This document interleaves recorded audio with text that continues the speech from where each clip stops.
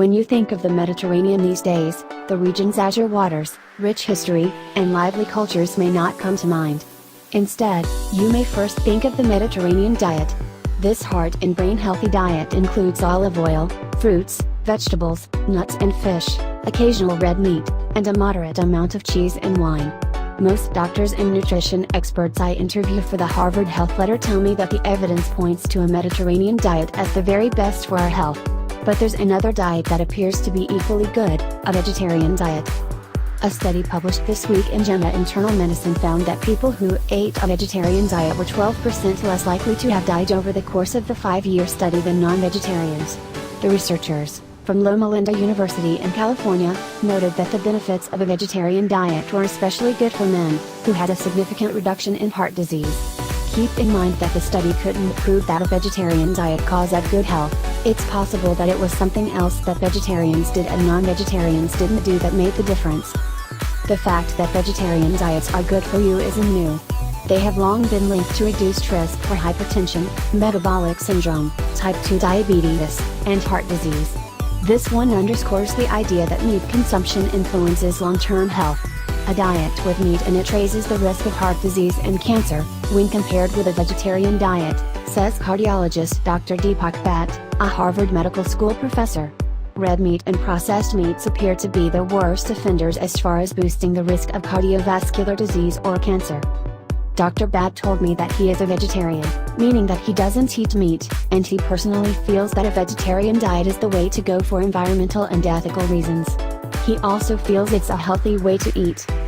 Should you consider forgetting the Mediterranean diet and becoming a vegetarian instead? There isn't much high-quality data from comparing different types of healthy diets against each other. There is good evidence that following either a Mediterranean diet or a vegetarian diet, which share many common features, can lower cardiovascular risk. The bottom line is that either type of diet is healthier than the typical American diet, says a Dr. Bhatt. So it's really a matter of personal choice. It's also a matter of determining what kind of vegetarian you want to be. A vegetarian diet can take a number of forms. A vegan diet excludes all animal products, no meat, poultry, fish, eggs, dairy or gelatin. Other more liberal interpretations include a pesco-vegetarian diet, which includes seafood, a lacto-ovo-vegetarian diet, which includes dairy and egg products, a lacto-vegetarian diet, which includes dairy products, and an ovo-vegetarian diet, which includes eggs. With all of that variety, you'll need to assess your eating style and determine which fits in best with your lifestyle and personal beliefs. It's also important to consider your nutritional needs, warns Dr. Bhatt. Vegetarian diets that include only raw fruits and vegetables can lead to nutrient deficiencies. Without meat or dairy, you may run the risk of not getting enough protein, calcium or vitamin B12. You can get all the protein you need from plant sources, such as peas, beans, lentils, chickpeas, seeds, nuts, soy products, and whole grains such as wheat, oats, barley, and brown rice.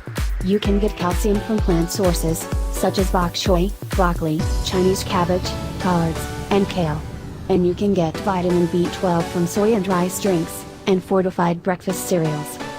It's also important to remember that even with a vegetarian diet, calories still matter and consuming too many, even if they are meat-free, is bad for health.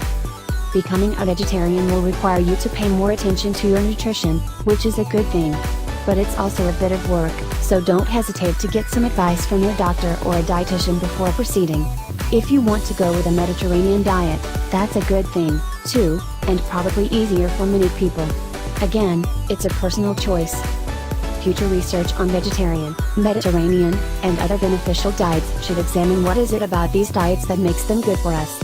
As Dr. Robert Barron, professor of medicine at the University of California, San Francisco wrote in an editorial accompanying the Loma Linda study, our debates about the superiority of one diet over another have not served the public well.